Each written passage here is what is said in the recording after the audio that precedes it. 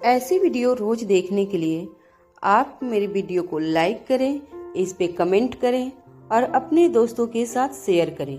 और हाँ, अगर आप इस चैनल पे नए हैं तो इसे सब्सक्राइब करना ना भूलें। मेहुल का फोन रखने के बाद डिसिल्वा अपनी केबिन में परेशान होकर यहाँ वहाँ घूमने लगे। वह मन ही मन यह सोच सोच कर काफ़ी परेशान हो रहे थे कि क्या अनिका सचमुच उस खतरनाक ड्रग की मदद से पहले अपने भाई को और बाद में तारक को ठीक कर सकेगी। अगर उन्हें सचमुच होश आ गया तो डिसिल्वा का झूठ पकड़ा जा सकता था, मगर कहीं न कहीं वो यह बात भी अच्छी तरह जानते थे कि आज तक कभी उन्होंने इस तरह का चमत्कार होते हुए नहीं देखा था।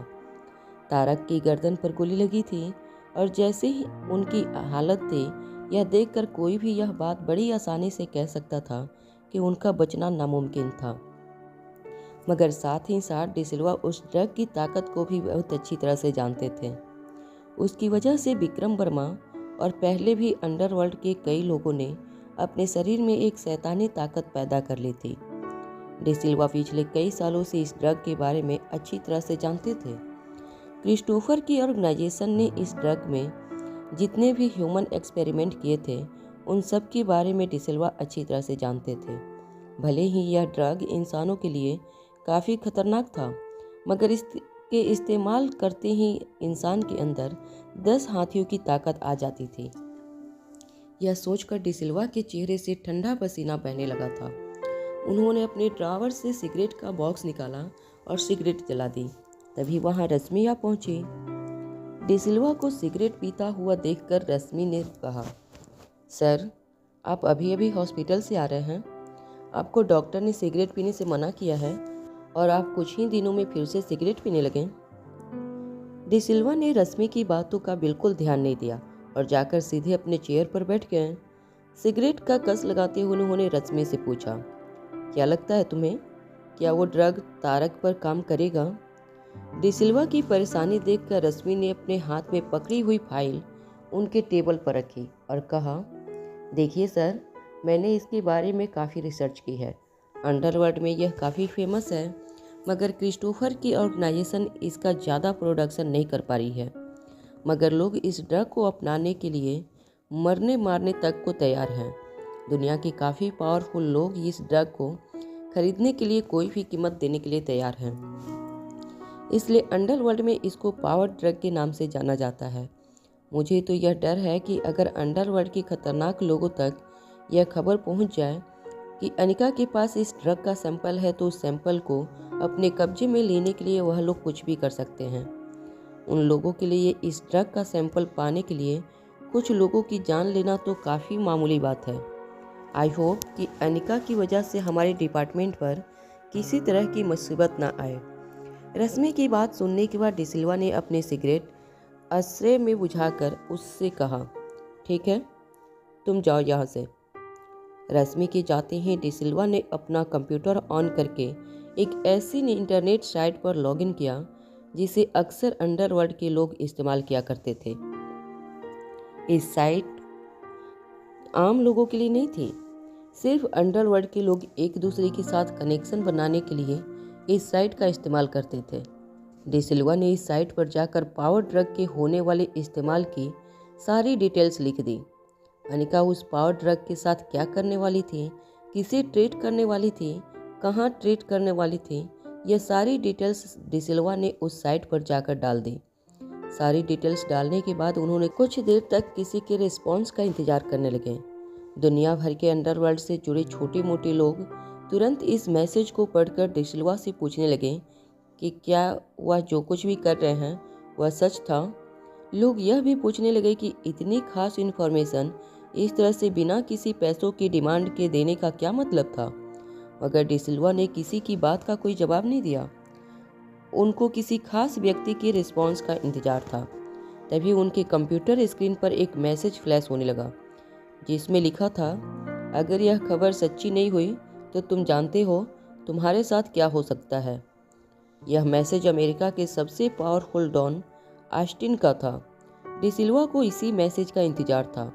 वो अच्छी तरह जानते थे कि ऑस्टिन से ज़्यादा पावरफुल इंसान पूरे अंडरवर्ल्ड में कोई नहीं था।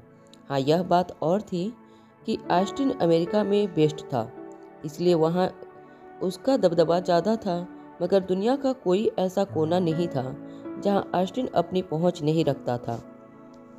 ऑस्टिन के मैसेज का जवाब लिखते हुए डिसिल्वा ने कहा, खबर बिल्कुल पक्की है। वो पावर ड्रग इस वक्त दिल्ली में मौजूद है। यह मैसेज इंटरनेट पर भेजने के बाद डिसिल्वा ने एक लंबी राहत की सांस छोड़ी। वह अच्छी तरह से जानते थे कि ऑस्टिन अब उस पावर ड्रग को हासिल करने के लिए अनिका के पीछे जरूर पड़ेगा और उसको पाने के लिए वह अनिका को जिंदा नहीं छोड़ेगा। अगर ऑस्टिन ड्रग को पाने के लिए अनिका को ख़त्म कर देता है तो डिसिल्वा एक तीर से दो निशान लगा सकते थे। एक तो उनकी ज़िंदगी से अनिका के नाम का कांटा हमेशा के लिए दूर हो जाता, और दूसरा कैलाश के इंटरोगेशन रूम में तारक के साथ क्या हुआ था, यह राज भी तारक के साथ हमेशा हमेशा के लिए दफन हो जाता। मारवा ग्रुप ऑफ इंडस्ट्रीज के हेड ऑफिस में अपने केबिन में बैठा रोहित अपने लैपटॉप स्क्रीन पर कुछ देखकर काफ़ी परेशान नजर आ रहा था। वो हमेशा से जानता था कि पावर ड्रग के बारे में अगर अंडरवर्ल्ड के लोगों को पता चला तो अनिका की जान को खतरा हो सकता था। इसलिए जब से अनिका ने तारक का पावर ड्रग के जरिए इलाज करने का फैसला किया था, रोहित अंडरवर्ल्ड के खुफिया इंटरनेट पेज पर नज़र बनाए बैठा था। वह जानता था कि कहीं न कहीं से यह खबर अंडरवर्ल्ड के खूंखार लोगों तक पहुंचेगी। छोटे मोटे क्रिमिनल्स से अनिका को बचाना रोहित के लिए बाएं हाथ का काम था, मगर रोहित भी यह बात अच्छी तरह जानता था कि ऑस्टिन काफ़ी खतरनाक और पावरफुल डॉन था। खुद अमेरिका की गवर्नमेंट से परेशान थी। पूरी अमेरिका में ऑस्टिन ने नशीली ड्रग का ऐसा कारोबार फैलाया था जिससे अमेरिका की पूरी युवा पीढ़ी बर्बाद होने लगी थी।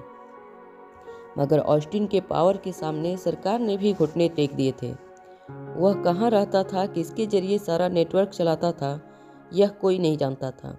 बस ऑस्टिन के बारे में इतना ही पता चल पाया था कि अमेरिका और वेस्ट इंडीज के बीच में एक टापू पर उसने अपनी पूरी दुनिया बसाई थी, जिसमें ऑस्टिन के पास एक पूरी की पूरी फौज थी जो उस टापू को घेराबंदी लगाकर बैठी थी। यहाँ तक कि ऑस्टिन की फौज के पास फाइटर जेट्स, आर्मी टैंक्स और खतरनाक मिसाइल लॉन्चर भी थी, जिससे वो किसी भी देश के साथ वार करने के लिए भी हमेशा तैयार रहता था। रोहित के ठीक पीछे खड़ा चिराग भी रोहित के लैपटॉप स्क्रीन पर सब कुछ पढ़ रहा था। ऑस्टिन का नाम पढ़ते ही उसके हाथ पांव कमजोर पड़ने लगे। अपनी लैपटॉप स्क्रीन की ओर देख रहे रोहित की ओर देखकर चिराग ने कहा, सर, यह ऑस्टिन तो बेहद खतरनाक है। अनिका मैडम को इससे बचाना हमारे लिए काफ़ी मुश्किल होने वाला है। उसके यह बात सुनते ही रोहित गुस्से से उसकी ओर देखने लगा। चिराग के ठीक बगल में खड़े रोहित के पर्सनल बॉडीगार्ड अब्दुल ने कहा, आप फिक्र मत कीजिए। अनिका मैडम को बचाने के लिए अगर मुझे अपने बॉडीगार्ड की पूरी टीम जान दांव पर लगानी पड़े तो मैं पीछे नहीं हटूंगा। अब्दुल की बात सुनने के बाद रोहित एक गहरी सोच में पड़ गया। चिराग ने अब्दुल की ओर देखकर कहा, देखो अब्दुल, मैडम को मैं भी बचाना चाहता हूँ, मगर इस वक्त हमें प्रैक्टिकल होकर सोचना होगा। तुम तो जानते हो ऑस्टिन कितना खतरनाक डॉन है।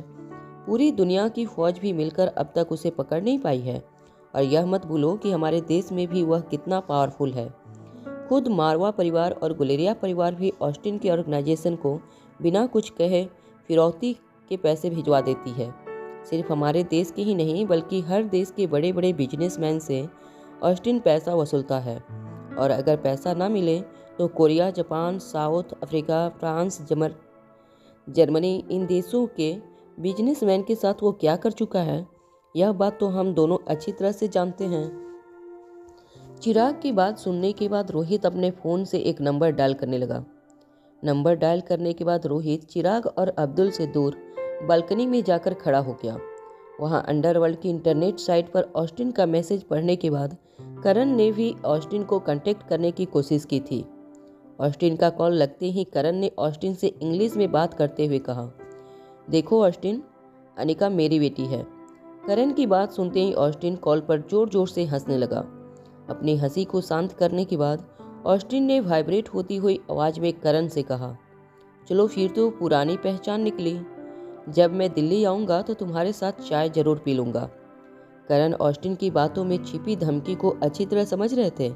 उन्होंने ऑस्टिन से कहा, मैं अपनी पूरी ताकत लगा दूंगा मेरी बेटी को बचाने के लिए। इस बात पर फिर से कुछ देर हंसने के बाद ऑस्टिन ने कहा, क्या तुम्हें यकीन है तुम्हारी पूरी ताकत काफ़ी होगी? करण ने ऑस्टिन की इस बात के बाद कुछ देर सोचने के बाद कहा, मेरे साथ साथ मेरी बेटी की सिक्योरिटी के लिए मारवा परिवार भी मेरे साथ खड़ा होगा। करण को पिछले कई सालों से यह शक था कि कहीं न कहीं अंडरवर्ल्ड के डार्क हॉर्स के साथ रोहित का अच्छा तालमेल था। कई सालों से Guleria group of industries Marwa group of industries को ओवरटेक नहीं कर पा रही थी। इसी वजह से करण को रोहित और इंटरनेशनल वर्ल्ड के बीच कनेक्शन होने की बात पर शक था। वह देखना चाहते थे कि मारवा खानदान का नाम जोड़ने के बाद क्या ऑस्टिन की बातों में कोई फर्क नजर आ रहा है या नहीं।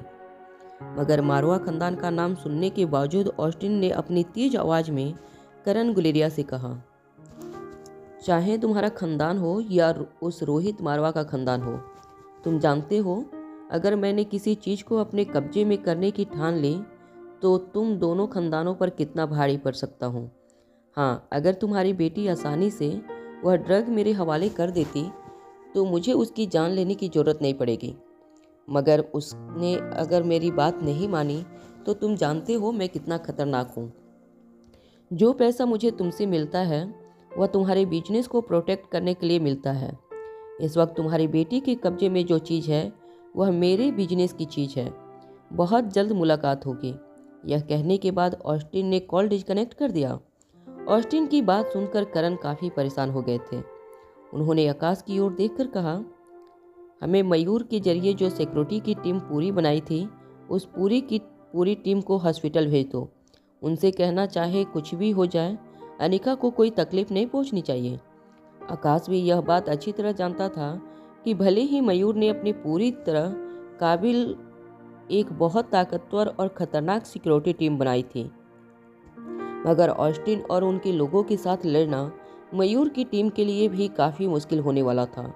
आकाश ने हाँ में अपना सर हिलाते हुए करण से कहा, मैं अभी बंदोबस्त कर देता हूँ। वहाँ ऑस्टिन ने जैसे ही करण का कॉल डिस्कनेक्ट किया उसके फ़ोन पर एक अननोन नंबर से कॉल आने लगा। ऑस्टिन अपने कॉल की स्क्रीन को देखकर हैरान रह गया। ऑस्टिन ने अपने फ़ोन में वह सर्विस लगा रखी थी कि कोई अननोन नंबर उस तक पहुंचने की कोशिश न कर सका। ऑस्टिन ने कॉल रिसीव करके अपनी मैक्सिंग इंग्लिश लहजे में कहा, कौन हो तुम और क्या चाहिए तुम्हें मुझसे? तभी सामने से एक भारी आवाज़ ऑस्टिन के कानों पर पड़ी। मैंने सुना है तुम दिल्ली आ रहे हो। वह आवाज़ ऑस्टिन के कानों पर पड़ते ही ऑस्टिन के पूरे शरीर में एक बिजली सी दौड़ने लगी। ऑस्टिन के माथे से ठंडा पसीना बहने लगा था। वह समझ नहीं पा रहा था कि वह आगे क्या करे। ऑस्टिन ने कांपती हुई आवाज़ में फ़ोन पर जवाब देते हुए कहा, अरे किंग, आपने मुझे खुद कॉल किया? किंग की आवाज़ सुनते ही ऑस्टिन, जो हमेशा ही काफ़ी ऑथोरिटी से बात करता था, वह काफ़ी रिस्पेक्ट से बात करने लगा था। ऑस्टिन ने कॉल पर किंग से कहा, सर, क्या आपको भी वही पावर ड्रग चाहिए? अगर आप कहें तो मैं उस ड्रग को कब्जे में करने की बात अपने दिमाग से निकाल देता हूँ। जब ऑस्टिन ने देखा कि किंग कॉल पर कोई बात नहीं कर रहे थे तो ऑस्टिन ने किंग से कहा, सर, मैं दिल्ली जाने के बारे में सोचूंगा भी नहीं। रात को सोते वक्त दिल्ली के सपने भी नहीं देखूंगा। अगर मुझे पहले पता होता कि आप भी उस पावर ड्रग को कब्जे में लेने की कोशिश कर रहे हैं तो कभी इंटरनेट पर वह बात नहीं लिखता। ऑस्टिन की इस बात का जवाब देते हुए किंग ने कहा, ठीक है, मुझे उम्मीद है मुझे दोबारा कॉल न करना पड़े। किंग की आवाज़ कानों पर पड़ते ही ऑस्टिन ने कांपना शुरू कर दिया था। ऑस्टिन ने अटकती हुई आवाज़ में किंग से कहा, बिल्कुल नहीं सर, अगर अगली बार आपको कोई भी काम हो तो बस मुझे मैसेज कर दीजिएगा। मुझे उम्मीद है आप मुझसे नाराज़ नहीं हैं। इससे पहले कि ऑस्टिन और कुछ कहता, किंग ने कॉल डिस्कनेक्ट कर दिया था। किंग का कॉल डिस्कनेक्ट होते ही ऑस्टिन ने एक लंबी राहत की सांस छोड़ी और अपने आसपास खड़े आदमियों से कहा, खुद किंग ने कॉल किया था मुझे। मैं तो घबरा गया था कि कहीं किंग मुझसे नाराज़ हो गए तो हम सबका क्या होगा। मगर मेरी एक बात समझ में नहीं आती कि आखिर किंग को उस पावर ड्रग से क्या दिलचस्पी है। किंग तो कभी इससे पहले इस बिजनेस में नहीं पड़े, फिर आज अचानक इस बिजनेस में हाथ डालने का क्या मतलब हो सकता है। मारवा ग्रुप ऑफ इंडस्ट्रीज के हेड ऑफिस में अपनी केबिन की बालकनी में हाथ में अपना फ़ोन पकड़े हुए रोहित कुछ सोच रहा था। तभी रोहित के फ़ोन पर करण का नंबर फ्लैश होने लगा। रोहित ने तुरंत उनका कॉल रिसीव किया। करण ने रोहित से कहा, मैं कुछ देर से तुम्हें कॉल लगाने की कोशिश कर रहा था, मगर तुम्हारा कॉल बिजी आ रहा था। मैं जानता हूँ कि अंडरवर्ल्ड में इस वक्त जो भी बातें चल रही है वह बातें तुम भी अच्छी तरह जान चुके हो। ऑस्टिन दिल्ली आ रहा है अनिका से वो पावर ड्रग हासिल करने के लिए। मैं चाहता हूँ कि गुलेरिया परिवार के साथ साथ अनिका की सिक्योरिटी में तुम भी मदद करो। करण की बात पूरी होते ही रोहित ने बड़ी ही नरम आवाज़ में करण से कहा, जी सर, बिल्कुल मेरे पास 150 सिक्योरिटी गार्ड हैं। उनके साथ साथ मैं भी खुद जाकर वहां अनिका की सिक्योरिटी पर्सनली मैनेज कर लूँगा। रोहित की बात सुनकर कहीं न कहीं करण को राहत महसूस हो रही थी, मगर वह जानते थे कि ऑस्टिन का खतरा काफ़ी बड़ा था। इसलिए अपनी बात आगे बढ़ाते हुए करण ने रोहित से कहा, तुम तो अच्छी तरह जानते हो कि ऑस्टिन और उसके लोग कितने खतरनाक हैं। करण की इस बात में हामी भरते हुए रोहित ने करण से कहा, जी हाँ सर, मैं अच्छी तरह जानता हूँ और मैं यह भी जानता हूँ कि अभी मैं उम्र में और तजुर्बे में आपसे काफ़ी छोटा हूँ। इसलिए मैं चाहता हूँ कि अनिका की सिक्योरिटी की रणनीति कैसे बनानी है, सारी की सारी प्लानिंग कैसे करनी है, यह आप मुझे बताएं ताकि हमसे कोई भी गलती ना हो सके। रोहित ने यह बात करण के सामने कहकर अपने आप को उनसे कमज़ोर बताया था। करण यह बात सुनने के बाद रोहित को अनिका की सिक्योरिटी की पूरी प्लानिंग बताने लगे। कुछ देर बाद जब करण ने रोहित का कॉल डिस्कनेक्ट किया तो रोहित बालकनी में खड़ा आसमान की ओर देखकर मुस्कुराने लगा। तभी उसके ठीक पीछे खड़े अब्दुल ने रोहित से कहा, सर, बुरा ना मानो तो एक बात कहूँ सर, यह आपने अपने हाथ से मैडम को इम्प्रेस करने का मौका गंवा क्यों दिया? अगर मैडम को पता चलेगा कि खतरनाक ऑस्टिन के शिकंजे से आपने मैडम को बचाया है तो वह काफ़ी इम्प्रेस हो जाती। फिर यह सिक्योरिटी देने का करण सर के कहने पर यह सब कुछ करने का क्या मतलब है? रोहित ने अब्दुल की ओर देखकर मुस्कुराते हुए कहा, बात बहुत साफ है। वह भी एक बेटी के बाप हैं और मैं भी एक बेटी का बाप हूँ, और कोई भी बाप अपनी बेटी को शादी के बाद खुश देखना चाहता है। कहीं न कहीं बाप के मन में यह शक जरूर पैदा होता है कि अगर शादी के बाद कहीं बेटी का पति उसे परेशान करे तो उस सिचुएशन में वह क्या कर सकते हैं अपनी बेटी को इंसाफ दिलाने के लिए। वह अपनी बेटी के पति के सामने किस तरह खड़े हो सकते हैं। ऐसे में अगर बेटी का पति हद से ज़्यादा पावरफुल होगा तो कहीं न कहीं बाप को यह भी लगता है कि अगर शादी के बाद वह अपने पावर का इस्तेमाल अब उसकी बेटी पर करेगा तो ऐसे सिचुएशन में वह अपनी बेटी को किस तरह बचा पाएगा। एक बाप अपनी बेटी को खुश देखना चाहता है, चाहे उसका पति एक आम इंसान क्यों न हो। ज़्यादा पावर का मतलब है बेटी के ऊपर अत्याचार होने का भी ज़्यादा खतरा। कभी कभी झुकना भी रिश्तों को ज़्यादा मजबूत बना देता है। इस वक्त मेरे और अनिका के रिश्ते मजबूत बनाने के लिए यह करना जरूरी है। मगर तभी अब्दुल ने यहाँ वहाँ देखकर दबी हुई आवाज़ में रोहित से कहा, मगर सर, आपके धमकाने के बाद ऑस्टिन की हिम्मत नहीं हो सकती कि वह दिल्ली में आए। फिर वह सिक्योरिटी गार्ड बनकर हॉस्पिटल जाने का क्या मतलब है? रोहित अब्दुल की ओर देखकर मुस्कुराने लगा और अपने होठों पर उंगली रखकर अब्दुल के इशारों में यह समझाया कि यह सारी बातें एक राज ही रहनी चाहिए। यह कहने के बाद रोहित अपने केबिन से निकलकर बाहर चला गया। अब्दुल रोहित की यह बात समझ नहीं पा रहा था कि जब अनिका को सिक्योरिटी की कोई ज़रूरत ही नहीं थी तो फिर रोहित इतनी रात गए उसे सिक्योरिटी देने क्यों जा रहा था। अगले दिन सुबह स्पेशल डिपार्टमेंट के हेड ऑफिस पर अपने केबिन में बैठे हुए कैप्टन डिसिल्वा बार बार अपने रिवॉल्विंग चेयर को यहाँ से वहाँ घुमा रहे थे। उसे बस इसी बात का इंतजार था कि कब उसे हॉस्पिटल में अनिका पर हुए अटैक की खबर मिले। वह बार बार अपनी घड़ी की ओर देखकर वक्त देख रहे थे। उन्हें पता था कि अमेरिका के पास बने अपने टापू से दिल्ली पहुंचने के लिए ऑस्टिन को 15 से 16 घंटे लगने वाले थे। वह बस किसी तरह वक्त के गुजरने का इंतजार करते रहे। जब दोपहर तक भी हॉस्पिटल से कोई खबर नहीं आई तो डिसिल्वा बेचैन होकर अपने ही केबिन में यहाँ वहाँ घूमने लगे। डिसिल्वा अब तक सिगरेट के 2 बॉक्स खत्म कर चुके थे। उनसे ना कुछ खाया जा रहा था और ना ही उन्हें पानी पीने का मन हो रहा था। वह बस लगातार घड़ी की ओर देखकर उस वक्त का इंतजार कर रहे थे जब उन्हें हॉस्पिटल से कोई खबर मिले।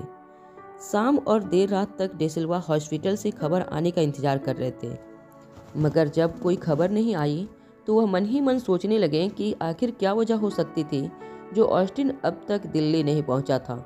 उन्हें लगा कि हो सकता है ऑस्टिन को और भी कोई काम हो जो निपटा कर वह दिल्ली पहुंचने वाला था, या हो सकता था कि वह दिल्ली पहुंचकर कुछ देर के लिए आराम कर रहा हो या कोई प्लानिंग कर रहा हो।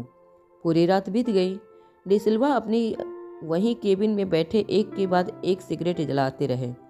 जैसे ही सुबह हुई उनके सब्र का बांध टूट गया था।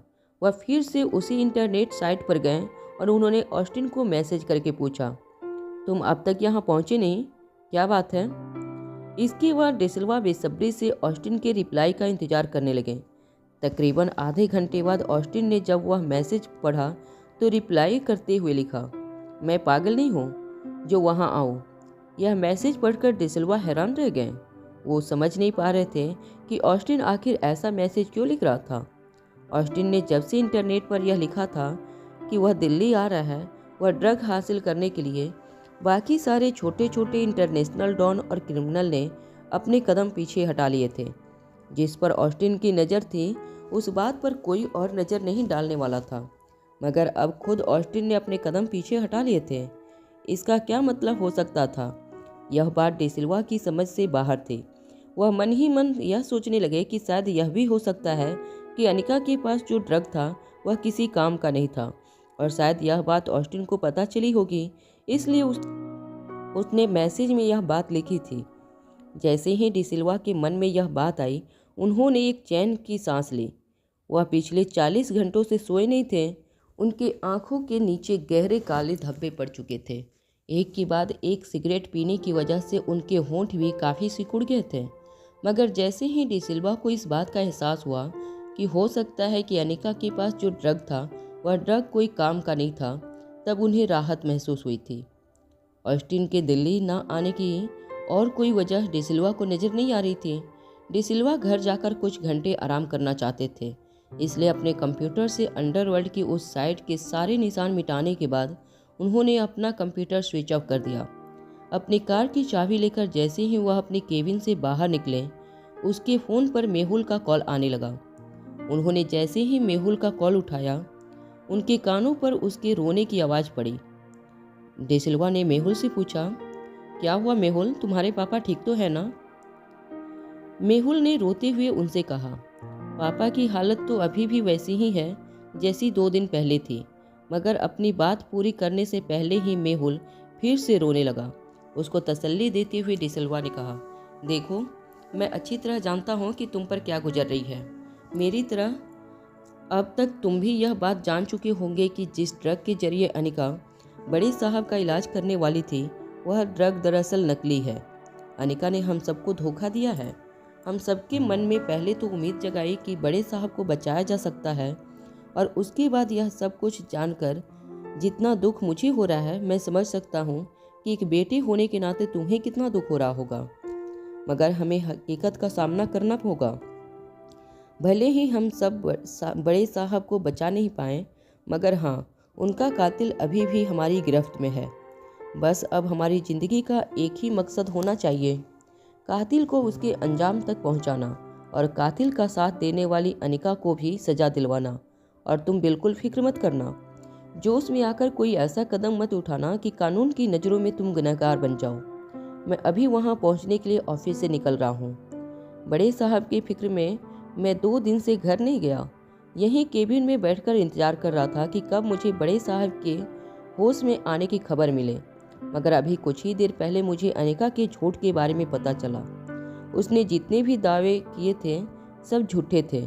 ना सिर्फ अनिका के रिश्तेदार ने बड़े साहब को गोली मारकर बड़े साहब को ज़िंदगी लौटाने की उम्मीद हमारे अंदर जगाकर अनिका ने भी एक बहुत बड़ा गुनाह किया है। तुम फिक्र मत करो, जो कुछ भी हुआ है उसे हम बदल तो नहीं सकते, मगर गुनाहगारों को जरूर सजा दिलवा कर रहेंगे। जैसे ही कैप्टन डिसिल्वा ने यह बात कही, मेहुल के पीछे से कुछ लोग बातें करते हुए सुनाई देने लगे। अरे जल्दी चलो, तुम सभी अपनी आंखों से देख लो क्या हुआ है। मैंने तो ऐसा चमत्कार होते हुए कभी नहीं देखा। मेहुल जिस वक्त डिसिल्वा से बात कर रहा था, मेहुल के पीछे काफ़ी लोग शोर मचा रहे थे, जिनकी आवाज़ से यह लोग काफ़ी एक्साइटेड लग रहे थे। मेहुल डिसिल्वा से कुछ कहने की कोशिश कर रहा था, मगर शोर की वजह से मेहुल की बात डिसिल्वा तक पहुंच नहीं रही थी। फिर अचानक ही मेहुल की बातें डिसिल्वा को साफ सुनाई देने लगी। मेहुल ने रोते हुए डिसिल्वा से कहा, अनिका ने जो कहा था वह कर दिखाया है। अनिका का भाई मयूर अपने पैरों पर खड़ा हो चुका है। मेहुल की बात सुनने के बाद डिसिल्वा झटके से अपने केबिन में रखी चेयर पर बैठ गए। उन्हें अपने कानों पर विश्वास नहीं हो रहा था। वह समझ नहीं पा रहे थे कि जिस चमत्कार को वह नामुमकिन समझ रहे थे वह असलियत में कैसे हो सकता था। कहीं न कहीं उन्हें ऐसा लगने लगा था कि मेहुल भी अब अनिका के प्लान में शामिल हो चुका था और डिसिल्वा से झूठ बोल रहा था। तभी मेहुल की आवाज़ फिर से कैप्टन डिसिल्वा के कानों पर पड़ने लगी। मेहुल कैप्टन डिसिल्वा से कहा, अभी 2 दिन पहले अनिका की भाई की हालत बहुत ख़राब थी। उसके शरीर की एक भी हड्डी सलामत नहीं थी। मैंने खुद मयूर के केस के बारे में छानबीन की थी। दुनिया का हर डॉक्टर उसके केस को देखकर एक ही बात कहता, मयूर गुलेरिया एक लंबी उम्र तो जरूर जी सकता है, मगर वह कभी अपने पैरों पर खड़ा नहीं हो सकता। मगर आज सुबह मैंने अपनी आंखों से यह चमत्कार होते हुए देखा है। सभी लोग हॉस्पिटल में दंग रह गए यह देखकर कि मयूर अपने पैरों पर खड़ा हो चुका है। यह सब बात करते हुए मेहुल काफ़ी इमोशनल हो रहा था। अपनी बात आगे बढ़ाते हुए उसने कैप्टन डिसिल्वा से कहा, इसका सीधा सीधा मतलब यह है कि पापा की जान अभी भी बचाई जा सकती है। मयूर के इलाज को देखकर मेरे मन में अनिका के कॉन्फिडेंस को लेकर जो भी शक था वह दूर हो चुका है। अनिका सचमुच चमत्कार कर सकती है। मेरे पापा को जीवन दान मिल सकता है। ये बात मेहुल के लिए जितनी उम्मीद से भरी थी उतनी ही खतरनाक डिसिल्वा के लिए थी। वह जानते थे कि अगर तारक होश में आ गए तो उनके झूठ से पर्दा उठ जाएगा और यह बात उनके लिए घातक साबित हो सकती थी। जब मेहुल को कुछ देर तक डिसिल्वा की कोई आवाज़ नहीं आई तो उसने उनसे पूछा, कैप्टन डिसिल्वा, क्या आप मेरी बात सुन सकते हो? अपना होश संभालते हुए डिसिल्वा ने उनसे कहा, हाँ मैं सुन रहा हूँ। सच में ये तो बहुत बड़ी खुशी की बात है। बड़े साहब की जान बच जाए, इससे बेहतर और क्या हो सकता है। मैं अभी अस्पताल पहुँच रहा हूँ। यह कहकर कैप्टन डिसिल्वा ने कॉल डिस्कनेक्ट कर दिया। स्पेशल डिपार्टमेंट का हेडक्वार्टर सेंट्रल एयर कंडीशन था, मगर फिर भी डिसिल्वा को पसीने छूटने लगे थे। अगर तारक को पूछा गया तो उनका क्या अंजाम होगा, यह सोच सोचकर उसके दिमाग की नसें तंग होने लगी थी। वो अपनी कार में बैठकर तेजी से लाइफ केयर हॉस्पिटल पहुंचे। लाइफ केयर हॉस्पिटल की पार्किंग लॉट में गाड़ी को पार्क करने के बाद डिसिल्वा दौड़कर लाइफ केयर हॉस्पिटल के अंदर चले गए। वहीं पार्किंग लॉट में ड्राइविंग सीट पर बैठा रोहित मारवा कैप्टन डिसिल्वा पर नज़र बनाए हुए था। जैसे ही डिसिल्वा हॉस्पिटल के मेन गेट के अंदर गए, रोहित ने पीछे मुड़कर पैसेंजर सीट की ओर देखा। अनिका पैसेंजर सीट पर आंखें बंद करके लेटी हुई थी। पिछले 48 घंटों से अनिका ने 1 घंटे की भी नींद पूरी नहीं की थी। सभी लोगों को यह लग रहा था कि बस अनिका के दिए हुए ड्रग की वजह से मयूर की हालत में सुधार आया था, मगर कोई यह बात नहीं जानता था कि पिछले 40 से 45 घंटों से अनिका ने मयूर को अपने पैर पर खड़ा करने के लिए कितनी मेहनत की थी। अनिका की नींद पूरी न होने पर उसकी तबीयत पर उसका सीधा असर पड़ता था। अनिका अपनी नींद पूरी करने के लिए रोहित की कार में पीछे की सीट पर सो गई थी। रोहित अपनी कार में बिल्कुल शांत बिना किसी हरकत के बैठा रहा। रोहित नहीं चाहता था कि उसकी जरा से भी हरकत की वजह से कोई आवाज़ हो और अनिका की नींद खुल जाए। मगर तभी पीछे लेटी हुई अनिका ने रोहित से कहा, क्या वह आ गए? रोहित ने भी धीमी आवाज़ में अनिका की बात का जवाब देते हुए कहा, डिसिल्वा अभी अभी हॉस्पिटल के अंदर तेजी से गए हैं। तुम फिक्र मत करो और सो जाओ। तुम्हारी नींद पूरी होना बहुत ज़रूरी है। मैं कैप्टन डिसिल्वा पर नज़र बनाए हुए हूँ। रोहित की बात मानते हुए अनिका ने फिर से अपनी आंखें बंद कर ली और चुपचाप पीछे की सीट पर लेटी रही। मगर कुछ देर बाद अनिका ने अपनी आंखें खोली और अपनी सीट पर बैठकर अपनी आंख मसलते हुए रोहित से कहने लगी, कोई फ़ायदा नहीं, मुझे इस तरह नींद नहीं आएगी। मेरा ध्यान बाहर जो कुछ भी चल रहा है उसी पर लगा हुआ है। यह कहने के बाद अनिका ने अपनी कैप पहने और इससे पहले कि रोहित अनिका को समझाने की कोशिश करता, वह कार से उतरकर हॉस्पिटल की ओर चलने लगी। रोहित जानता था कि जब अनिका की नींद पूरी नहीं होती थी तो वह उसका स्वभाव थोड़ा चिड़चिड़ा हो जाता था। वह हर छोटी छोटी बात से इरिटेट होने लगती थी। इसलिए रोहित ने अनिका के साथ ज़्यादा आर्गुमेंट न करते हुए अपनी कार को लॉक किया और अनिका के पीछे पीछे चलने लगा। इससे पहले कि अनिका पार्किंग लॉट से बाहर निकलती, अनिका के कानों पर नन्ही सी रिया की आवाज़ पड़ी। नन्ही सी रिया अपनी बाहें फैलाकर अनिका की ओर आ रही थी। रोहित और अनिका दोनों ही रिया को वहां देखकर चौंक गए। रिया अब्दुल के साथ लाइफ केयर हॉस्पिटल पहुंची थी और अनिका को देखते ही रिया एक्साइट होकर कहने लगी, मम्मा आप कहाँ थी? आप जानती हैं मैंने आपको कितना मिस किया। रिया को बाहें फैलाकर अपनी ओर दौड़ती हुए देखकर अनिका बस अपनी जगह पर खड़ी हैरानी से रिया को देखती रही। अनिका की आंखें देखकर नन्ही सी रिया अपनी जगह पर अचानक रुक गई। अनिका की आंखों के नीचे गहरे धब्बे देखकर रिया समझ चुकी थी कि अनिका की नींद पूरी नहीं हुई थी और वह अच्छी तरह जानती थी कि अगर अनिका की नींद पूरी ना हो तो वह कितनी सार टेपर्ड हो जाती थी। बचपन से लेकर आज तक अनिका की नींद पूरी ना होने की वजह से रिया ने बहुत बार अनिका से डांट फटकार सुनी थी और मार भी खाई थी। इसलिए जैसे ही रिया ने अनिका की आंखें देखी, रिया पलटकर सीधे रोहित के पास चली गई। रोहित ने नन्ही सी रिया को अपने हाथों में उठा लिया। अनिका यह देखकर चौंक गई। तभी रिया ने धीरे से रोहित के कानों में पूछा, मम्मा कितने घंटों से नहीं सोई? रोहित ने भी रिया की गालों पर किस करते हुए कहा, कम से कम 40-45 घंटे हो गए हैं। रिया ने अनिका से अपनी नज़रें चुराकर रोहित के कान में कहा था, आप मम्मा से थोड़ा दूर ही रहेगा, वरना कहीं आज आपको भी मम्मा की मार ना खानी पड़े। इसके बाद नन्ही रिया को रोहित ने फिर से जमीन पर रखा। रिया के पांव जमीन पर पड़ते ही रिया ने अपनी मम्मी की ओर देखा और कहा, मम्मा मुझे अभी अभी याद आया है कि मैंने अपना होमवर्क पूरा नहीं किया है। मुझे लगता है मुझे अब्दुल चाचा के साथ घर वापस चले जाना चाहिए। अनिका को यह कहने के बाद रिया रोहित की ओर मुड़ी और कहने लगी, ऑल द बेस्ट डैड। मैंने जो बातें कही वो याद रखना, वरना अच्छी खासी मार पड़ेगी। यह कहने के बाद रिया अब्दुल के साथ फिर से कार में बैठकर घर चली गई। रिया का यह बिहेवियर अनिका को काफ़ी स्ट्रेंज लग रहा था। अनिका की इरिटेशन बढ़ते जा रही थी। वह किसी न किसी पर अपना गुस्सा उतारना चाहती थी। तभी रोहित अनिका के पास आया और रोहित ने सीधे अपना हाथ अनिका की कमर पर डाल दिया। अनिका को यह बात काफ़ी ज़्यादा इरिटेट करने लगी थी। अनिका का गुस्सा लावा बनकर फूटने वाला था। अनिका मन ही मन सोचने लगी, यहाँ वह इतनी थकी हुई थी, 40-45 घंटों से सोई नहीं थी, हॉस्पिटल के अंदर इतना कुछ हो रहा था और इस वक्त रोहित को रोमांस करने की पड़ी थी। इससे पहले कि अनिका पलटकर रोहित के ऊपर अपना सारा गुस्सा उतारती, रोहित ने उसे अपने दोनों हाथों से अनिका की कमर पर मसाज करना शुरू किया। रोहित के हाथ कमर पर पड़ते ही अनिका काफ़ी रिलैक्स्ड फील करने लगी। धीरे धीरे रोहित ने अनिका के कंधों पर मसाज करना शुरू किया। अनिका के सर से कैप हटाकर रोहित ने अनिका के बालों को खोल दिया। अनिका की गर्दन और कंधे पर धीरे धीरे मसाज देते हुए रोहित ने बड़े ही धीरे से अनिका से कहा, तुम्हें थोड़ा बेहतर महसूस होगा। मगर जैसे ही रोहित ने अनिका का चेहरा देखा, उसने नोटिस किया कि अनिका ने अपनी आंखें बंद कर ली थी। अनिका के चेहरे से गुस्सा गायब हो चुका था। वह सचमुच काफ़ी रिलैक्स्ड फील करने लगी थी। कुछ देर बाद अनिका ने अपनी आंखें खोलकर रोहित से कहा, मैं अब बेहतर महसूस कर रही हूँ। यह कहने के बाद अनिका मयूर की स्पेशल वार्ड की ओर जाने लगी।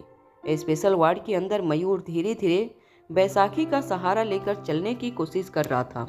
हालांकि बड़ी मुश्किल से वह धीरे धीरे अपने कदम उठा पा रहा था, मगर सारा दर्द बर्दाश्त करते हुए मयूर अपने कमरे में धीरे धीरे यहाँ से वहाँ चलने की कोशिश कर रहा था। हर कदम के साथ उसके मुंह से एक जोर की चीख निकलती, जिसे देखते हुए राजलक्ष्मी जो मयूर को सहारा दे रही थी, उसने उसे कंधे से पकड़ते हुए कहा, अब बस करो, अभी अभी तुम्हारा इलाज हुआ है। अगर तुमने अपने शरीर को ज़्यादा जोर देने की कोशिश की तो यह तुम्हारे लिए बहुत खतरनाक हो सकता है। थोड़ी देर आराम कर लो, उसके बाद फिर चलने की प्रैक्टिस करना। मयूर ने अपनी आवाज़ में अपने दर्द को दबाते हुए राजलक्ष्मी से कहा।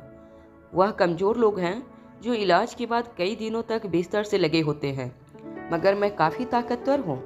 यह मत भूलना कि बड़े भैया और बलबीर सर की एकेडमी की दीदी के बाद सबसे ज़्यादा ताकतवर मार्शल आर्ट की इस देश में मैं ही हूँ। तुम देखना, कुछ ही दिनों में मैं फिर से चैंपियनशिप रिंग में उतरकर एक के बाद एक मैच जीतकर बहुत जल्द चैंपियनशिप का खिताब अपने नाम कर लूँगा। मयूर का बचपन से सिर्फ एक ही सपना था कि उसकी आइडल ब्रह्मपुत्र एकेडमी की दीदी को रिंग में एक बार हराएं। जैसे ही मयूर ने अपने शरीर की सारी ताकत लगाकर एक और कदम बढ़ाया, उसका बैलेंस छूट गया। मगर इससे पहले कि मयूर जमीन पर गिरता, राजलक्ष्मी ने अपने शरीर की पूरी ताकत लगाकर मयूर को संभाल लिया। हालांकि उसे शरीर के हर हिस्से में चोट लगी थी, मगर सबसे ज्यादा तकलीफ मयूर के पांव को हो रही थी। उसके पांव की हड्डियों में कुल 212 फ्रैक्चर हुए थे। राजलक्ष्मी यह बात अच्छी तरह से जानती थी। मयूर का दर्द अब राजलक्ष्मी से देखा नहीं जा रहा था, इसलिए मयूर को डांट लगाते हुए राजलक्ष्मी ने कहा, अब बहुत हो गया। मैंने कहा ना, कुछ देर के लिए आराम कर लो। अगर तुमने ऐसा नहीं किया तो मैं तुम्हारी कंप्लेन अपने बॉस से कर दूंगी। मयूर के गले में लगभग एक चीख से निकली, मगर फिर अपने आप को संभालते हुए उसने राजलक्ष्मी से कहा, मुझे मेरी बहन की धमकी मत दो। मेरी बहन के टैलेंट की वजह से ही आज मैं अपने पैरों पर खड़ा हो पाया। तुम नहीं जानते कि असली दर्द क्या होता है। कई दिनों तक एक ही जगह पर बिना हिले डुले पड़े रहना मौत से भी बदतर होता है। तुम सब कुछ सुन सकते हो, देख सकते हो, मगर कुछ कर नहीं सकते। यह एहसास मौत से भी भयानक था। और आज जब मेरी बहन की वजह से मुझे यह ताकत मिली है कि मैं फिर से अपने पैरों पर खड़ा हो सकूं, तो तुम मुझे फिर से लेटाना चाहती हो। किस तरह की डॉक्टर हो तुम? तुम्हें तुम्हारे पेशेंट की मोटिवेशन देना चाहिए, मगर तुम तो बिल्कुल उल्टा ही कर रही हो। हर बात में मुझे डीमोटिवेट करने की कोशिश कर रही हो। राजलक्ष्मी जानती थी कि मयूर एक असली फाइटर था और पिछले कई दिनों से वह एक ही जगह पर बिना हिले डुले लेटा था। उसके मन में चल रहा इमोशन टर्बुलेंस राजलक्ष्मी अच्छी तरह समझ पा रही थी। इसलिए इस बार मयूर के साथ ज़्यादा आर्गुमेंट ना करते हुए राजलक्ष्मी ने मयूर को सहारा देते हुए कहा, ठीक है, 2 कदम चलने के बाद कुछ देर आराम कर लेना। उसके कमरे के बाहर खड़े डिसिल्वा यह सब कुछ चुपके से दरवाज़ा खोलकर देख रहे थे और मयूर को अपने पैर पर खड़ा देखकर उन्हें अपनी आंखों पर विश्वास नहीं हो रहा था। वह अच्छी तरह जानते थे कि उस ट्रक को लेने से पहले मयूर की क्या हालत थी और उसके बाद इस तरह से मयूर का अपने पैरों पर खड़ा होना किसी चमत्कार से कम नहीं था। वह मन ही मन अब यह सोचकर घबराने लगे थे कि क्या अब होश में आने की अगली बारी तारक मजुमदार की थी, और अगर ऐसा हुआ तो डिसिल्वा का अंजाम क्या होगा। यह सोच कर उसकी सांसें थमने लगी थी। अपने बैसाखियों के सहारे चलते हुए मयूर कोशिश कर रहा था कि वह अपने आप पर ज़्यादा से ज़्यादा जोर आजमाकर कुछ तेज चलने की कोशिश करे, मगर यह करने के चक्कर में उसने अपने शरीर को अपनी ताकत से ज़्यादा आजमा लिया था। मयूर के मुंह से एक जोरदार दर्द भरी चीख सुनने के बाद राजलक्ष्मी ने उसे डांट लगाते हुए कहा, अब बस करो, बहुत हो चुका। अब चुपचाप अपने बिस्तर पर लिट जाओ, वरना मैडम से कहकर तुम्हारे बिस्तर पर हथकड़ियाँ लगवा दूंगी। मयूर बिस्तर पर बैठते हुए राजलक्ष्मी से कहने लगा, तुम नहीं जानती कि मैंने पिछले कुछ दिनों में क्या महसूस किया है। बिस्तर पर लेटा हुआ जीवन मेरे लिए नर्क से भी बदतर होता था। मुझे जब दोबारा जिंदगी मिली है तो मैं जीना चाहता हूँ, फिर से अपने पैरों पर खड़ा होना चाहता हूँ, लड़ना चाहता हूँ, मगर तुम मुझे यह सब कुछ करने से रोक रही हो। मयूर के चेहरे पर निराशा देखकर राजलक्ष्मी मयूर के ठीक बगल में बैठकर कहने लगी, मैंने आज तक कितने पेशेंट देखे हैं। मैडम ने भी आज तक कई पेशेंट को मौत के मुंह से बाहर निकाला है, मगर मैंने आज तक तुम जैसा पेशेंट अपनी ज़िंदगी में कभी नहीं देखा। राजलक्ष्मी की बात पर एक हल्की सी मुस्कान देते हुए मयूर ने कहा, तुम्हारा मतलब है मेरे जैसा हैंडसम और बहादुर पेशेंट तुमने आज तक कभी नहीं देखा। उसकी बात पर अपनी नाक सहलाती हुई राजलक्ष्मी ने कहा, नहीं, मेरा मतलब यह है कि मैंने तुमसे ज़्यादा जिद्दी और अड़ियल पेशेंट आज तक कभी नहीं देखा। उन दोनों के बीच में खट्टी मीठी नोकझोंक चलती रही, मगर दरवाजे के बाहर खड़े डिसिल्वा मयूर की हालत में सुधार देखकर अपनी आंखों पर और अपने कानों पर विश्वास नहीं कर पा रहे थे। डिसिल्वा के बगल में खड़े मेहुल ने उनसे कहा, देखा आपने, इसे किसी चमत्कार से कम नहीं माना जा सकता। कल तक जो आदमी जिंदगी भर न चल पाने की मायूसी में जी रहा था, वह आज मैदान में उतरकर दौड़ लगाने के सपने देख रहा है। यह सब कुछ उस पावर ड्रग के कारण हुआ है। उसकी भी बात सुनकर डिसिल्वा ने गुस्से में आकर उससे कहा, बकवास है यह सब। मुझे नहीं लगता कि मयूर की हालत इतनी खराब थी कि वह फिर से अपने पैरों पर खड़ा ना हो पाया। क्या सबूत है हमारे पास इन सब चीज़ों का कि मयूर की हालत में जो भी सुधार हुआ है वह उस पावर ड्रग के कारण हुआ है। हो सकता है कि अनिका तुम्हारी आंखों में धूल झोंकने के लिए यह सब कुछ कर रही हो। इस बात का जवाब देते हुए मेहुल ने कहा, नहीं, ऐसा नहीं है कैप्टन डिसिल्वा, मैंने खुद छानबीन की है। मयूर सचमुच काफ़ी बुरी हालत में था। उसके शरीर की हर हड्डी को बुरी तरह से तोड़ दिया गया था। दुनिया का कोई भी डॉक्टर उसे फिर से अपने पैरों पर खड़ा नहीं कर सकता था। यहाँ तक कि खुद उसकी बहन अनिका ने अपने हाथ ऊपर कर लिए थे। मगर इस पावर ड्रग के इस्तेमाल के बाद ही मयूर के शरीर में यह बदलाव आया है और मुझे यकीन है कि अगर मयूर इस तरह से अपने पैरों पर खड़ा हो सकता है तो ज़रूर अनिका मेरे पापा को भी फिर से होश में ला सकती है। मैं बस किसी तरह अपने पापा को जिंदा देखना चाहता हूँ। इस वक्त मेरे पापा के शरीर में कोई जान नहीं है और मेरी माँ भी बस यही चाहती है कि एक बार वह मेरे पापा को फिर से बात करते हुए देखे। वह भले ही पिछले 2 सालों से व्हीलचेयर पर बैठे थे, मगर मेरे पापा ही मेरी फैमिली के लिए सब कुछ है। उनका जिंदा रहना ही हमारे लिए बहुत है। चाहे वह व्हीलचेयर पर ही बैठे रहें, लेकिन किसी भी तरह हमारे साथ रहें। डिसिल्वा अच्छी तरह जानते थे कि मेहुल की इन उम्मीदों के सामने वो कोई आर्गुमेंट नहीं कर पाएंगे। अनिका के इलाज को रोकने के लिए मेहुल का ब्रेन वॉश करना बहुत ज़रूरी था। उन्होंने मेहुल से कहा, मगर अभी तो सिर्फ 2 दिन हुए हैं। मैं जानता हूँ कि यह ड्रग काफ़ी खतरनाक है। इसका इंसान के जिस्म पर क्या असर होता है उसे देखने के लिए हमें और कुछ दिन इंतज़ार करना होगा। अगर इस तरह हमने तुम्हारे पापा पर इस्तेमाल किया तो हो सकता है कि उनकी जान को खतरा हो सकता है कि इसकी वजह से ही उनकी सांसें बंद हो जाएं। पता नहीं यह ड्रग्स शरीर के अंदर जाकर क्या साइड इफ़ेक्ट पैदा करेगा। डिसिल्वा ने मेहुल को डराने की पूरी कोशिश की थी, मगर उनकी बात का जवाब देते हुए मेहुल ने कहा, वैसे पापा की हालत तो ऐसी है कि चाहे उनके जिस्म में सांसें चल रही हो, मगर वह पहले से मौत की आगोश में हैं। ऐसे में अगर अनिका एक एक्सपेरिमेंट ही करना चाहती है तो क्या बुराई है। मैं इस वक्त मेरी पापा की जान बचाने के लिए इतना रिस्क जरूर ले सकता हूँ और अनिका की आंखों में मैंने देखा है कि वह इस इलाज को लेकर काफ़ी कॉन्फिडेंट है। मैं अनिका के इलाज को रोकना नहीं चाहता। डिसिल्वा जान चुके थे कि अब चाहे कुछ भी हो जाए मेहुल अपना इरादा पक्का कर चुका था।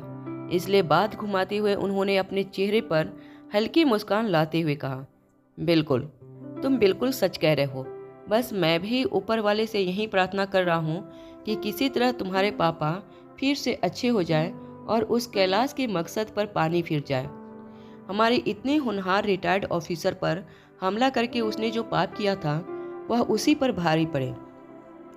इसके बाद उन्होंने मेहुल के कंधे पर हाथ रखते हुए कहा, वैसे तुम स्पेशल डिपार्टमेंट के ऑफिसर अर्जुन को तो जानते ही हो। तुम्हारे साथ उसके काफ़ी अच्छे ताल्लुक लगते हैं। तुम्हें पता है, कल ऑफिसर तारक पर हुए हमले का बदला लेने के लिए वह कैलाश के कमरे में घुस गया और बदला लेने की नीयत से अर्जुन ने उसे बहुत मारा, मगर पता नहीं क्यों अब्बास ने उल्टा अर्जुन को ही हिरासत में ले लिया। बेचारे को लॉकअप में कैद कर लिया गया है। यहाँ तक कि उसे अपनी सर्विस से भी सस्पेंड कर दिया है। पता नहीं अब्बास को उस कैलाश से इतनी हमदर्दी क्यों है। उनकी बात मेहुल की आंखों में तीर की तरह चुभ रही थी। मेहुल ने अब्बास की ओर देखकर कहा, क्या सचमुच इंस्पेक्टर अब्बास ने ऐसा किया? डिसिल्वा ने सिर्फ हाँ में अपना सर हिला दिया। मेहुल ने डिसिल्वा का रिएक्शन देखकर अपनी आवाज़ ऊंची करते हुए कहे, मुझे लगता है जरूर अब्बास कैलाश के मकसद में उसके साथ जुड़े हुए हैं। मेरी समझ में नहीं आ रहा है कि इतना होनहार ऑफिसर जो आज तक इतनी ईमानदारी से अपना हर काम निभाता आ रहा था, अचानक बदल कैसे गया। मैं भी देखता हूँ अब्बास अपने मकसद में कैसे कामयाब होते हैं। मेहुल के मुंह से यह बात सुनकर डिसिल्वा को इस बात की तसल्ली हो गई थी कि उसका तीर सही निशाने पर जाकर लगा था। मेहुल के मन में डिसिल्वा ने अब्बास के खिलाफ काफ़ी जहर फैला दिया था। तभी कॉरिडोर से आते हुए इंस्पेक्टर और अब्बास अनिका और मेहुल को दिखाई दिए। अनिका के पीछे एक लंबा चौड़ा हैंडसम सा आदमी काफी स्टाइलिश एटीट्यूड में चलता हुआ नजर आया। वह आदमी रोहित मारवा था। हालांकि मेहुल रोहित को हॉस्पिटल में अनिका के पीछे चलता हुआ देखकर काफी हैरान हो गया था, मगर इस वक्त अब्बास की ओर देखकर मेहुल को वह बात याद आने लगी कि अब्बास कैलाश के साथ मिले हुए थे। जैसे ही अनिका और अब्बास मेहुल के पास आई, इंस्पेक्टर अब्बास ने मेहुल से पूछा, तबीयत कैसी है अब बड़े साहब की?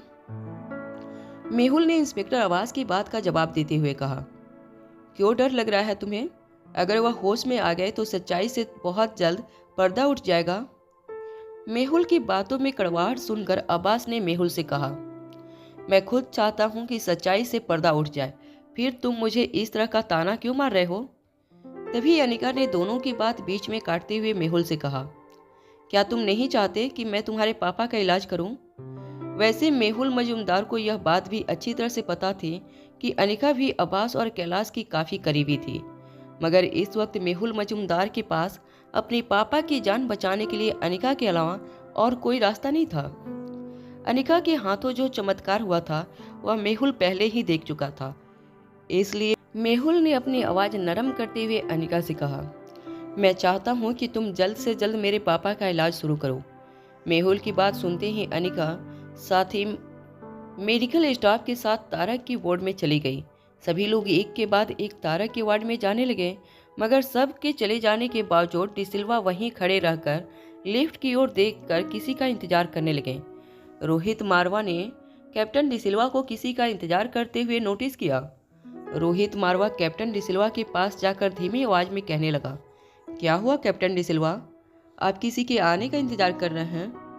डिसिल्वा ने अपना ध्यान लिफ्ट की ओर से हटाते हुए रोहित से कहा, नहीं नहीं मिस्टर मारवा, मैं तो बस यूं ही देख रहा था कि हॉस्पिटल में सिक्योरिटी ठीक तो है या नहीं। यह कहते हुए डिसिल्वा भी तारक के वार्ड के अंदर चले गए, मगर रोहित जानता था जरूर कैप्टन डिसिल्वा किसी के आने का इंतजार कर रहे थे। कुछ देर वहीं लॉबी में ठहरने के बाद रोहित भी तारक के वार्ड के अंदर चला गया। अनिका ने वह पावर ड्रग एक सिरिंज में भरकर तैयार कर लिया था। अनिका ने उस पावर ड्रग का इस्तेमाल तारक मजूमदार के ऊपर करने की सारी तैयारियां कर ली थी। जब ऐसा लग रहा था कि किसी भी वक्त अनिका तारक के ऊपर उस ड्रग का इस्तेमाल करेगी, तभी अचानक तारक के वार्ड का दरवाज़ा खुला और 6-7 ऑफिसर अंदर आकर खड़े हो गए। उन सारे ऑफिसरों के बॉस ने अनिका की ओर देखकर कहा, बंद करो यह ह्यूमन एक्सपेरिमेंट। हमें पता चला है कि इस हॉस्पिटल में एक खतरनाक ड्रग का इस्तेमाल इंसानी परीक्षण करने के लिए किया जा रहा है, जो पूरी इंसानी कौम के लिए काफ़ी खतरनाक हो सकता है। अभी के अभी इस एक्सपेरिमेंट को रोक दिया जाए। अपने हाथ में पकड़ी हुई सिरिंज उस ऑफिसर को दिखाते हुए अनिका ने कहा, मैं यहाँ एक पेशेंट का इलाज कर रही हूँ, यह कोई ह्यूमन एक्सपेरिमेंट नहीं है। अनिका की बात का साथ देते हुए तारक के बेटे मेहुल ने भी उस ऑफिसर से कहा, यह बिल्कुल सच कह रही है, यहाँ कोई ह्यूमन एक्सपेरिमेंट नहीं कर रहे हैं। मेरे पापा की कंडीशन बहुत ख़राब है, वह ब्रेन डेड हो चुके हैं। हम उन्हें बचाने की कोशिश कर रहे हैं।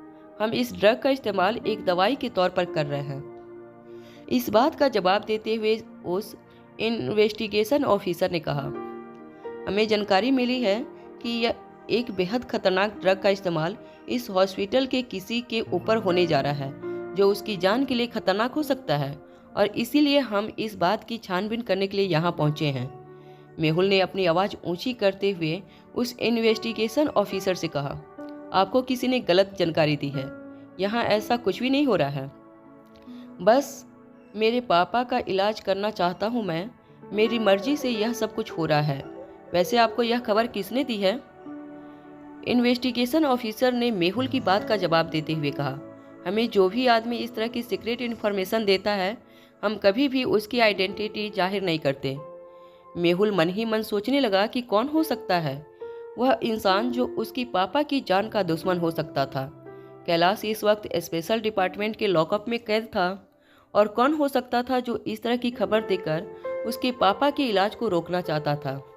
तभी रोहित मेहुल के पास आकर कहने लगा, अभी कुछ देर पहले मैंने डिसिल्वा को बाहर किसी का इंतजार करते हुए देखा था।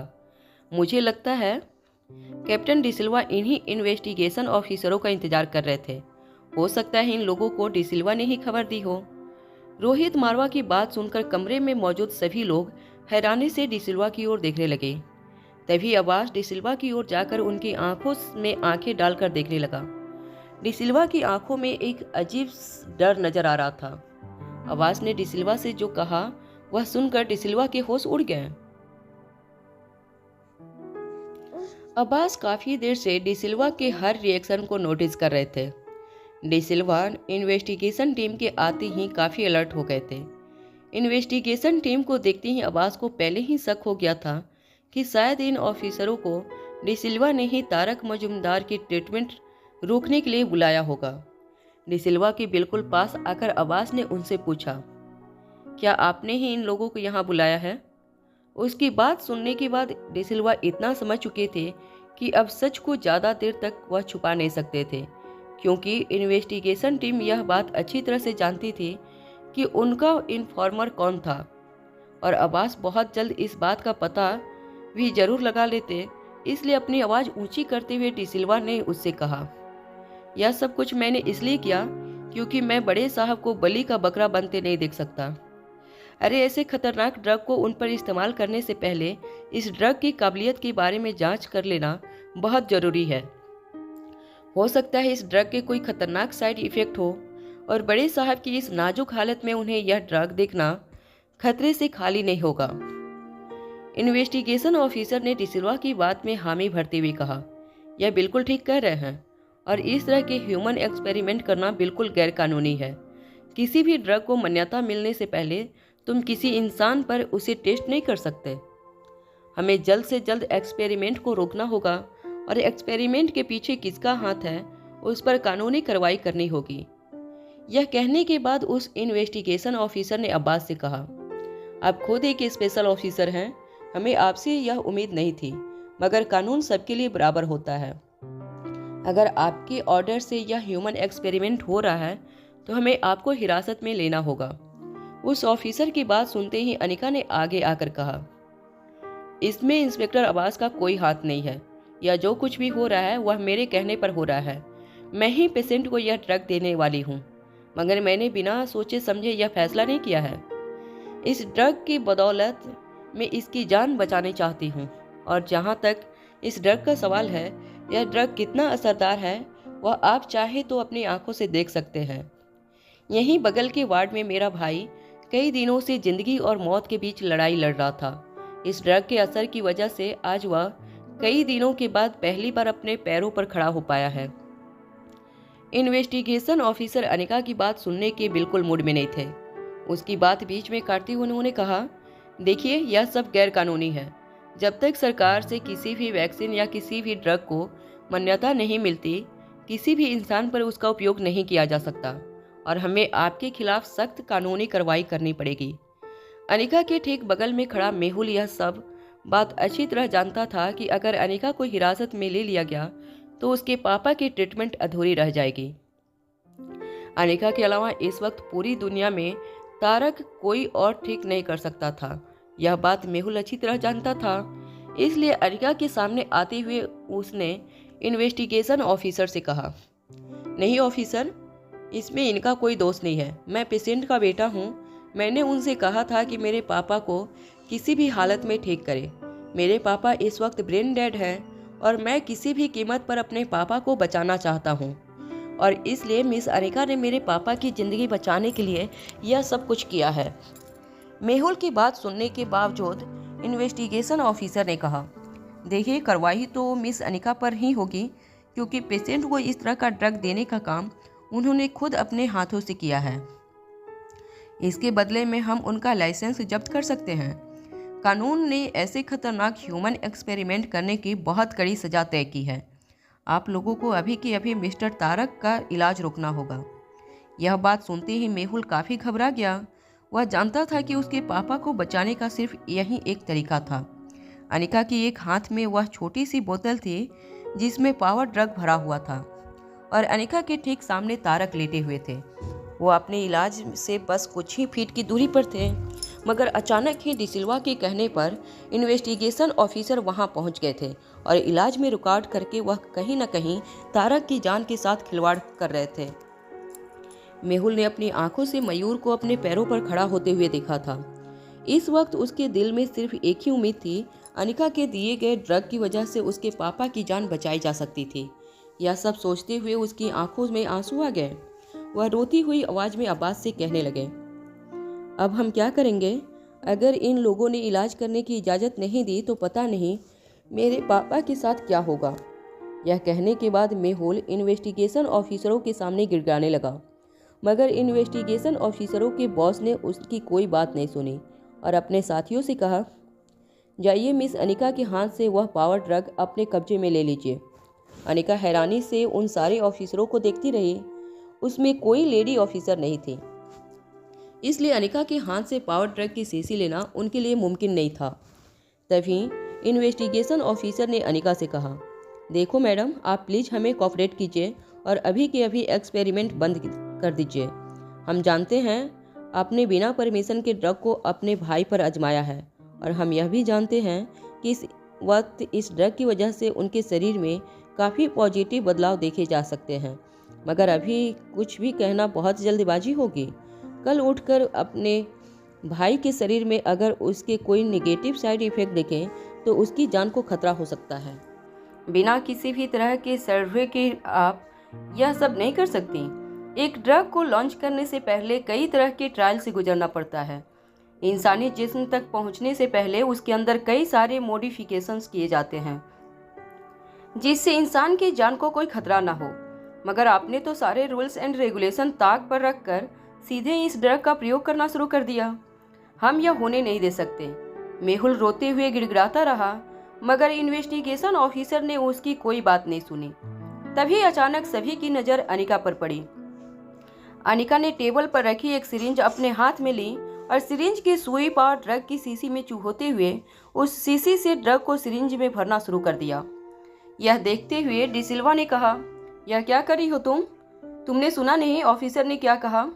तुम यह पावर ड्रग तारक सर को नहीं दे सकती। अनिका ने इस बात का पलट कर जवाब देते हुए कहा, किसी की जान बचाने के लिए मैं कानून तोड़ने के लिए तैयार हूँ। क्या इस कमरे में ऐसा कोई है जो इनकी जान बचाने के लिए इन ऑफिसरों को रोक सके? अनिका का इशारा मेहुल और इंस्पेक्टर अब्बास की ओर था। अनिका ने उस सिरिंज से सारी हवा निकाली और तारक को इंजेक्शन देने के लिए बिल्कुल तैयार हो गई। अनिका को तारक की ओर आगे बढ़ते हुए देखकर डिसिल्वा बिल्कुल हैरान हो गए। उन्हें समझ नहीं आ रहा था कि आखिर मना करने के बावजूद अनिका तारक को ड्रग देने की जिद पर अड़ी हुई क्यों थी। इन्वेस्टिगेशन ऑफिसरों की ओर देखकर डिसिल्वा ने कहा, जरा देखिए उस लड़की को। आपके ऑर्डर के बावजूद वह लड़की रुकने का नाम नहीं ले रही है। न इसे तारक के जान की परवाह है, न कानून की। क्या आप लोग यूं ही खड़े होके एक बुजुर्ग रिटायर स्पेशल डिपार्टमेंट ऑफिसर की मौत के मुंह में जाती हुए देखते रहेंगे? सारे इन्वेस्टिगेशन ऑफिसर मर्द थे। उन्हें समझ नहीं आ रहा था कि वह अनिका को हिरासत में कैसे लें, मगर जो कुछ भी हो रहा था वह चुपचाप खड़े खड़े वह होने नहीं दे सकते थे। जैसे ही अनिका को रोकने के लिए कुछ इन्वेस्टिगेशन ऑफिसर आगे बढ़े, मेहुल ने अपने शरीर की पूरी ताकत लगाकर उन ऑफिसरों को रोकने की कोशिश की। तभी दो और ऑफिसर अनिका को रोकने के लिए आगे बढ़े। अचानक ही उनके सामने इंस्पेक्टर अब्बास आकर खड़े हो गए। उन ऑफिसरों ने अब्बास को सामने से हट जाने का इशारा किया, मगर जैसे ही वह ऑफिसर आगे बढ़ने लगे, अब्बास ने उन दोनों को आगे बढ़ने से रोक लिया। अचानक ही कमरे के अंदर दो गुटों के बीच में झड़प शुरू हो गई थी। रोहित एक कोने में खड़ा सब कुछ बिल्कुल शांति से देख रहा था। रोहित जानता था कि ना ही वह स्पेशल डिपार्टमेंट में था और ना ही पेशेंट का कोई रिश्तेदार, इसलिए अगर रोहित इन्वेस्टिगेशन ऑफिसरों को रोकने की कोशिश करता तो वह सीधे कानून का गुनहगार बन जाता है। मगर रोहित ने सोच लिया था कि अगर इंस्पेक्टर अब्बास और मेहुल मजूमदार इन्वेस्टिगेशन ऑफिसर को रोकने में कामयाब नहीं हुए तो वह भी उन्हें रोकने के लिए अपनी पूरी ताकत लगा देगा। वहां अनिका धीरे से तारक के हाथ में नर्व चेक करने लगी। तारक काफी कमजोर पड़ चुके थे, इसलिए उनके हाथों में उनकी नब्ज को ढूंढना अनिका के लिए थोड़ा मुश्किल हो रहा था। अनिका जानती थी कि इन्वेस्टिगेशन ऑफिसर किसी वक्त अब्बास और मेहुल का डिफेंस तोड़कर उस तक पहुंच सकते थे। अनिका को जो कुछ भी करना था वह बहुत जल्दी करना था। जैसे ही अनिका को तारक की नर्व महसूस हुई, अनिका ने बिना वक्त गंवाए इंजेक्शन की सुई तारक के हाथों में चुभो दी। धीरे धीरे सिरिंज के अंदर का सारा लिक्विड तारक के शरीर के अंदर जाने लगा। अनिका ने जब पीछे मुड़कर देखा तो वह मुश्किल से अब्बास और मेहुल इन्वेस्टिगेशन ऑफिसरों को रोक पा रहे थे। धीरे धीरे इन्वेस्टिगेशन ऑफिसर ने अपना जोर उन दोनों पर बढ़ाना शुरू कर दिया। अब वह लोग ज्यादा देर तक उनके डिफेंस से रुकने वाले नहीं थे। धीरे धीरे उन दोनों को एक कोने में ढकेलते हुए सारे इन्वेस्टिगेशन ऑफिसर अनिका की ओर आगे बढ़े, मगर वो ये देखकर चौंक गए। अनिका तारक के हाथों से इंजेक्शन निकाल चुकी थी और एक रुई का छोटा सा गोला बनाकर उनके हाथ पर रगड़ रही थी। इन्वेस्टिगेशन ऑफिसर एक दूसरे को हैरानी से देखने लगे। उनकी आंखों के सामने अनिका ने खतरनाक पावर ड्रग तारक के शरीर में इंजेक्ट कर दिया था। कमरे के कोने में खड़ा रोहित अनिका की बहादुरी और सूझबूझ को देखकर काफी इम्प्रेस हो गया था। जहां कमरे में खड़े बाकी सारे लोग काफी परेशान नजर आ रहे थे, वहीं रोहित के चेहरे के एक्सप्रेशन से ऐसा लग रहा था जैसे वह किसी मूवी थिएटर में कोई फाइट सीन का मजा ले रहा हो। रोहित ने अनिका की ओर देखकर थम्स अप का इशारा किया, लेकिन अनिका इस वक्त मजाक के मूड में नहीं थी। इन्वेस्टिगेशन ऑफिसर ने आगे बढ़कर अनिका से कहा, यह क्या किया आपने? मैंने आपसे मना किया था, मगर आपने हम लोगों के सामने यह खतरनाक ड्रग इतने सीनियर ऑफिसर को देकर उनकी जान को खतरे में डाल दिया है। अनिका ने अपने हाथों में पकड़ी हुई डिस्पोजल सिरिंज एक डस्टबिन में डाली और अपने हाथ एक साथ टॉवेल से पोंछते हुए उस इन्वेस्टिगेशन ऑफिसर से कहा, आपने मुझसे कहा था ना कि मुझे आप लोगों के साथ ऑपरेट करना है। चलिए, आपकी जो भी इन्वेस्टिगेशन है उसमें मैं पूरी तरह से आपका सहयोग दूंगी। आप जो इन्वेस्टिगेशन करना चाहते हैं अब कर सकते हैं, क्योंकि मेरा काम पूरा हो चुका है।